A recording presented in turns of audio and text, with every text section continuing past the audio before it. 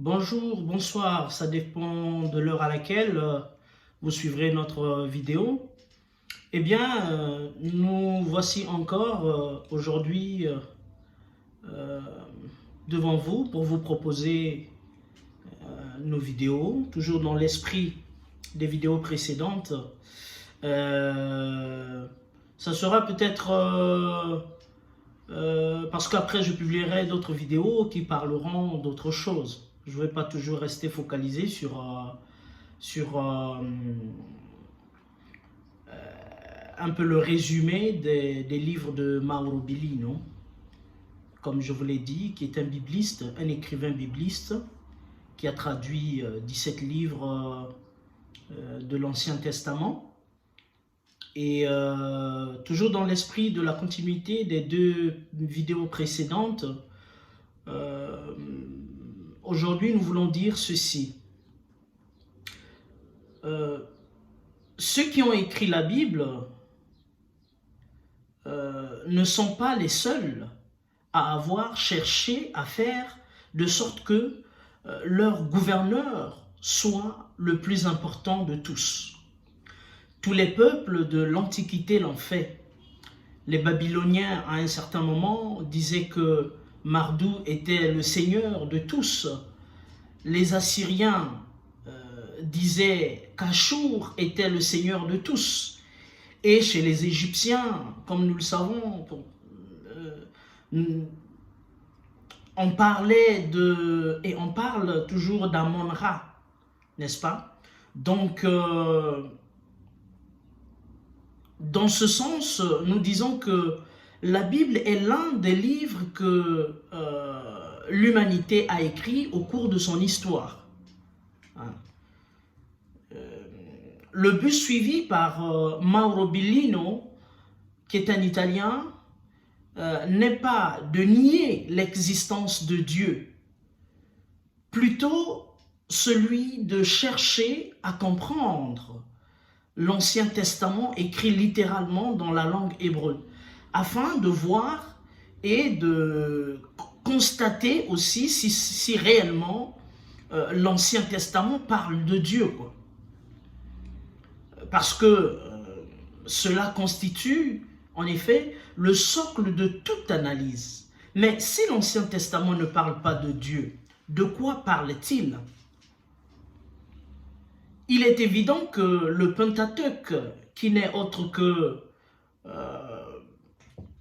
les 5 premiers livres de l'Ancien Testament, qui sont en effet le noyau de la Bible hébraïque, samaritaine et des chrétiens coptes, qui en réalité racontent les phases originales de toute la trame contenue ensuite dans la Bible.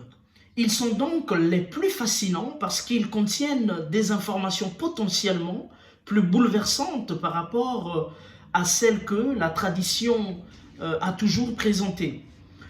Cela peut paraître sûrement bouleversant, mais il faudrait plutôt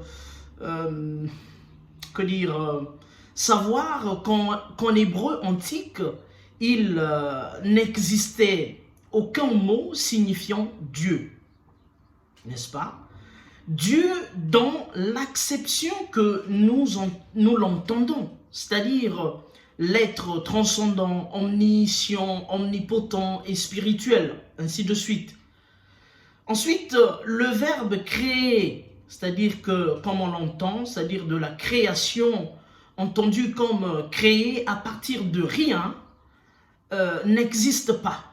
C'est-à-dire dans l'hébreu antique ou ancien, le mot Dieu est créé à partir de rien, n'existe pas. Ça, c'est ce qu'il faut déjà comprendre. Alors, le verbe hébraïque bara, qui est traduit dans la Bible, de la Bible hébraïque à la Bible, plutôt de la traduction hébraïque à la traduction française ou anglaise ou italienne, comme vous voulez, qui est traduit par création, en réalité, signifie tout simplement intervenir dans une situation déjà existante afin de la modifier selon ses propres fins. Donc le mot bara qu'on a traduit par création, en réalité, veut dire intervenir dans une situation déjà existante afin de la modifier selon ses propres fins. Ce qui veut dire que dans l'Ancien Testament, la création ex nihilo n'est pas contemplée. La Genèse parle en fait de la modification de quelque chose qui préexiste au récit de la Genèse. Si nous tenons compte de la vraie définition du mot bara en hébreu, à vrai dire, Bellino n'utilise pas le terme Dieu dans son livre ou dans ses livres parce que dans la Bible, il n'y a pas de terme correspondant à Dieu. Il est remarqué quand même que dans l'Ancien Testament, le terme utilisé pour signifier Dieu est Elohim au pluriel ou El au singulier. Il faudrait substituer ce terme Dieu par Elohim à chaque fois que nous le retrouverons dans la Bible. C'est-à-dire que à chaque fois que nous lirons la Bible, essayons de substituer le terme Dieu par Elohim pour essayer de comprendre ce que veut dire Mauro Bellino. Et rassurez-vous avec certitude que personne au monde, aucun érudit ne connaît avec exactitude ce que signifie ce mot Elohim. Ce qui fait qu'à ce terme pluriel, beaucoup de significations sont données. Certains disent que Elohim veut dire ceux d'en haut, les juges, etc. D'où, au lieu de perdre le temps sur des discussions qui ne portent à aucune conclusion partagée, acceptée de tous, remplaçons juste ce mot Dieu dans la Bible, quand nous lisons la Bible, par le terme Elohim, de sorte que nous respections ce qu'ont écrit les anciens auteurs, tout en lisant par contre tout le contexte pour que nous comprenions très bien ce que font ces Elohim dans la Bible. Parce que la Bible nous raconte ce que font ces Elohim dans la Bible. Et donc, chaque fois que nous trouverons le mot Dieu, essayons de le remplacer par Elohim pour comprendre réellement le fond de ce qui se dit et ce que font ces Elohim. Dans l'Ancien Testament, il n'est pas non plus question du monothéisme qui semble être le socle du christianisme construit par Saoul de Tarse, c'est-à-dire Paul. Parce que Paul, c'est normalement le christianisme devait porter son nom, à mon humble avis, mais bon, ça c'est une autre discussion. Et le monothéisme fut ajouté après, de manière forcée, en fait. Voilà pourquoi il y a pluralité des Elohim dans l'Ancien Testament, et ils sont souvent mis au même pied d'égalité que l'Elohim Yahvé, qui est considéré comme l'Elohim des Hébreux. Que, en réalité, la tradition théologique a métamorphosé en Dieu, qui est devenu le Père des chrétiens. En fait, le chef de tous les Elohim dans la Bible s'appelle Elion, qui veut tout simplement dire celui qui est au-dessus, le très haut. C'est comme un peu dans la hiérarchie, quand on parle du boss, du chef, celui qui commande, n'est-ce pas? Donc, si nous voulons faire une comparaison avec une certaine tradition, Elion correspond aux Zeus dans la mythologie grecque, au fait. Celui qui est au-dessus de tous les petits dieux. C'est-à-dire celui qui commande les autres. hein, un supérieur en grade, en qui était clairement reconnue une certaine considération, c'est-à-dire que, et là nous parlons en termes de caste militaire, c'est-à-dire qu'on sait que dans la caste militaire, il y a une certaine hiérarchie, n'est-ce pas? Et c'est comme ça qu'étaient aussi constitués ces Elohim. Il y avait beaucoup d'Elohim, et le chef des Elohim était donc appelé Elion, qui était au-dessus de tous les Elohim, qui leur disait ce qu'ils devaient faire. Jusque-là, j'espère que je suis très lucide, très clair sur mes propos. Et ce Yahvé dont parle l'Ancien Testament était donc un des Elohim, mais le moins important, qui était soumis au commandant suprême Elion. Aux Elohim plus importants, hein, Elion leur a donné des peuples puissants tels que les Babyloniens, les Assyriens, les Sumériens, etc. Par contre, à Yahvé fut donné non pas le peuple hébreu, attention, attention, il suffit de lire attentivement la Bible pour comprendre ce que dit Mauro Bellino. Parmi les centaines de familles hébreux, à Yahvé fut attribuée exclusivement la famille de Jacob. Toutes les autres familles, en réalité, ayant eu pour chef Abraham, qui est le grand-père de Jacob, ne furent pas attribuées à Yahvé, mais à d'autres Elohim qui ont des noms dans la Bible, tels que Kamosh, Milcom, Baal-Péor, etc. Ça, ce sont les autres Elohim. Donc, ça veut dire que ici, nous avons des Elohim tels que Kamosh, Milcom, Baal-Péor, etc. Et Yahvé aussi faisait partie des mêmes Elohim. C'est ce que dit Mauro Bellino. Et ce sont ces Elohim qui gouvernaient sur les cousins, si on peut le dire ainsi, de la famille de Jacob. C'est-à-dire que c'est une partie du peuple hébreu. C'est-à-dire que ce Yahvé ne gouvernait que la famille de Jacob, au fait. Pas sur tous les peuples, pas sur tout le peuple hébreu. Parce que ces Elohim, c'était comme un peu comment je peux les appeler? C'était comme un peu des chefs de tribu, quoi. Comprenez? Voilà. Et c'était une grande famille, mais dans chaque famille, il y avait un Elohim était assigné pour essayer de le diriger, le conduire et l'orienter en quelque sorte. Ceci est loin d'être une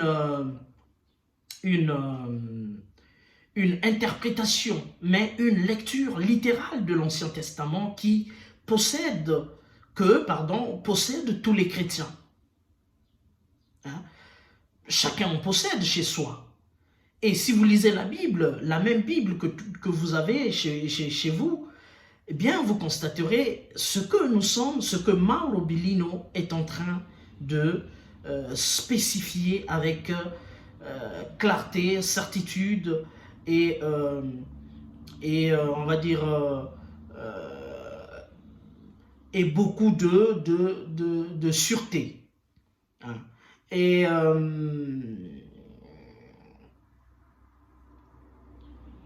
donc ceci, en lisant la Bible, on comprend qu'on n'a même pas besoin d'explications pour comprendre ce que Mauro Bellino souligne.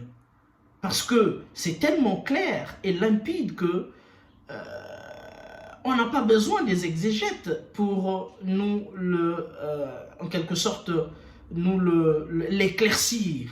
Voilà. Platon, par exemple, raconte la même chose que celle que raconte la Bible, c'est-à-dire qu'à l'origine, les différentes divinités se sont partagées les peuples, n'est-ce pas? C'est un peu comme ça que ces Elohim-là faisaient, c'est-à-dire que Platon l'a raconté dans ses différentes manuscrits.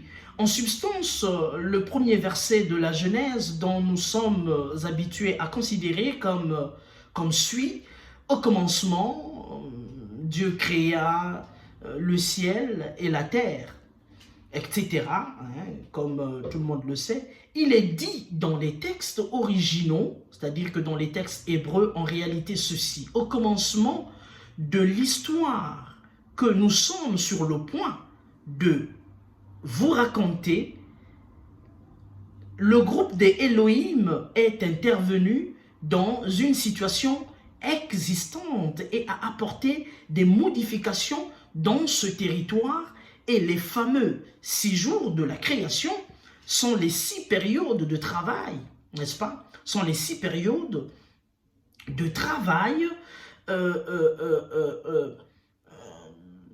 ou de création ou d'intervention plutôt, que ces Elohim ont fait afin de rendre habitable pour eux ce territoire, c'est-à-dire qu'un territoire donné. Donc il ne s'agissait pas de la création du monde, parce que pour parler de cette création, il fallait qu'il y eût une présence ou un témoignage qui puisse raconter cela.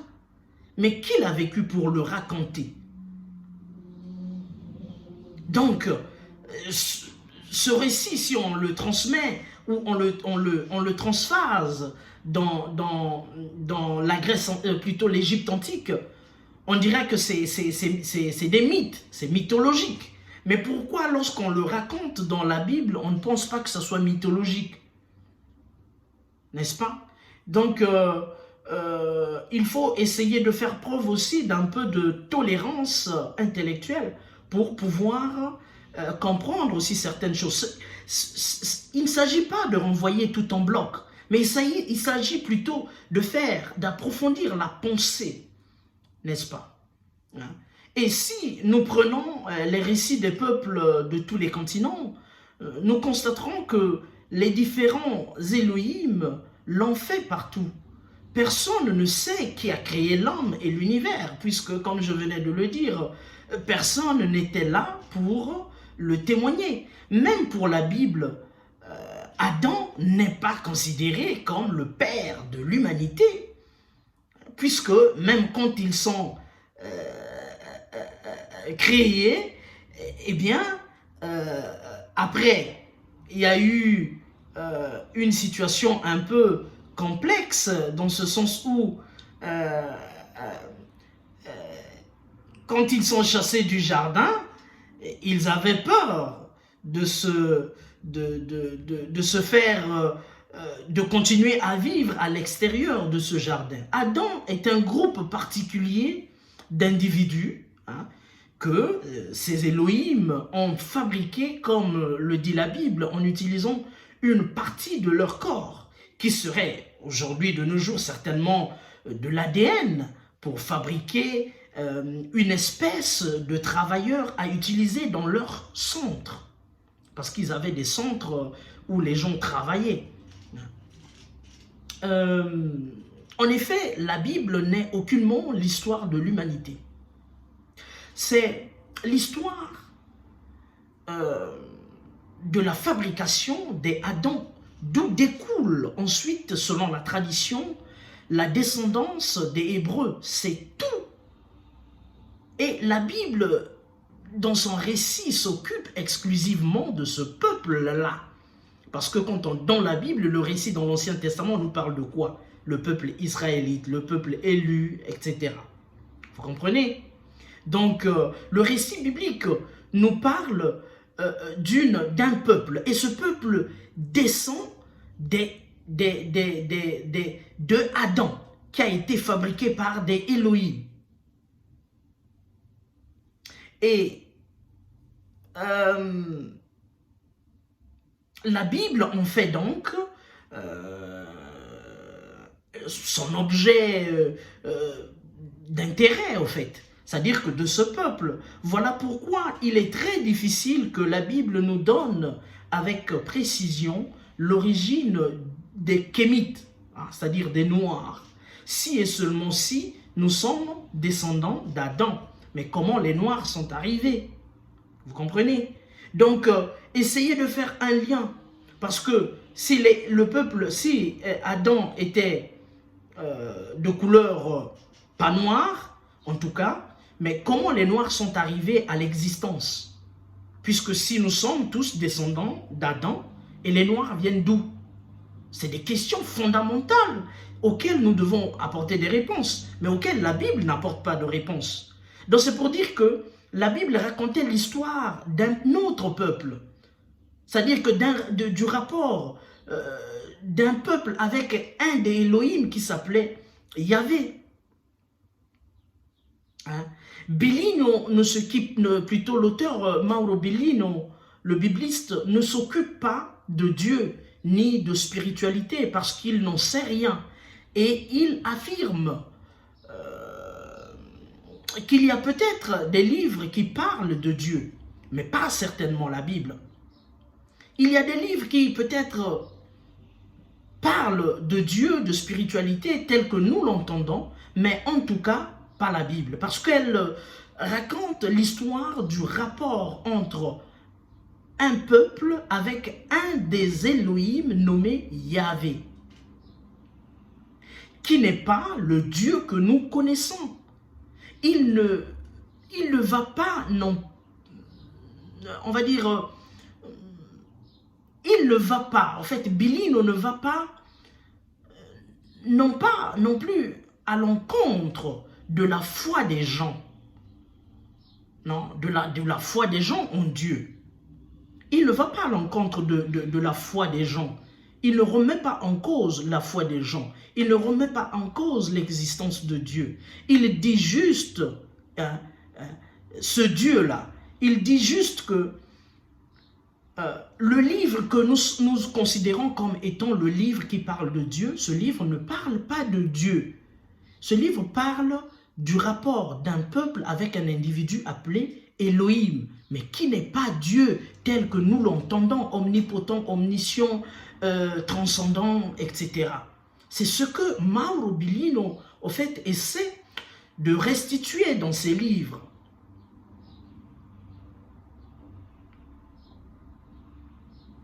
Et il dit juste que de faire un peu attention, car la Bible, comme je venais de le dire, ne nous raconte pas l'histoire, ne nous parle pas de Dieu, le créateur de l'univers tel que nous l'entendons, l'omniscient, l'omnipotent, le transcendant, etc. Dans ses livres, Bellino s'occupe précisément d'un des Elohim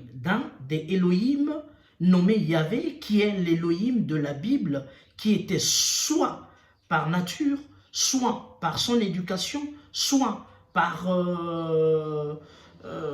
sa responsabilité, un guerrier. Ce Elohim était un guerrier. Donc, quand nous parlons des Elohim dans la Bible, il s'agit des individus en chair et en os qui boivent, qui mangent et meurent, comme tous les Adams, comme le stipule Psaume 82.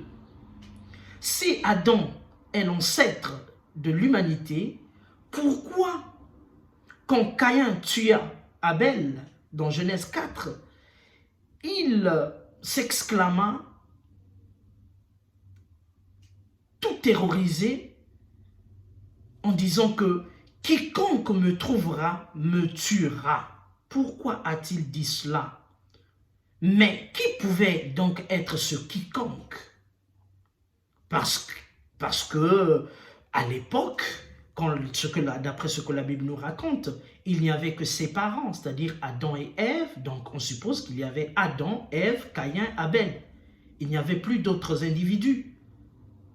Mais pourquoi Caïn a-t-il eu peur que quiconque le trouvera le tuera? Ça veut dire qu'il y a d'autres peuples qui existaient déjà. Donc voilà un peu pour la vidéo d'aujourd'hui. Nous voulons juste dire que Mauro Bellino ne remet pas en cause la foi des chrétiens, ne remet pas en cause l'existence de Dieu, mais il veut juste nous montrer dans ses livres que la Bible ne nous raconte pas l'histoire de Dieu omnipotent, omniscient, transcendant que nous connaissons. Mais l'histoire de la Bible, la Genèse nous raconte l'histoire du rapport du peuple, d'un certain peuple. C'est-à-dire que le peuple que un Elohim, le peuple à qui on a donné à un Elohim par Elion, qui est considéré comme le chef, donc le commandant suprême de tous les Elohim, et nous avons nommé plus haut certains Elohim que vous trouverez dans la Bible, Kamosh, qui encore, Balpéor, Milcom, pardon, c'était aussi des Elohim. Balpéor, par exemple, était considéré comme l'opposant de Yahvé, parce qu'il se battait vraiment atrocement. Donc voilà un peu ce qu'on voulait vous dire ce soir ou aujourd'hui. Ça dépend de l'heure à laquelle vous suivrez cette vidéo.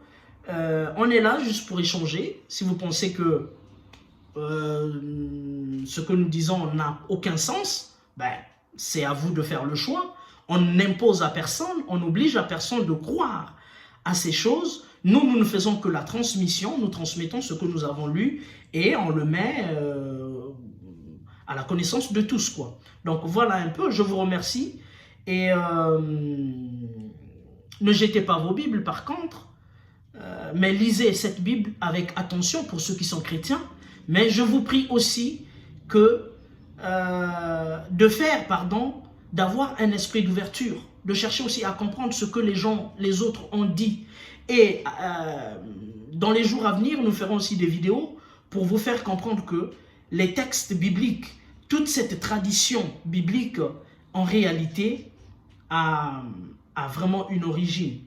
Je vous remercie. Comme on dit toujours, abonnez-vous.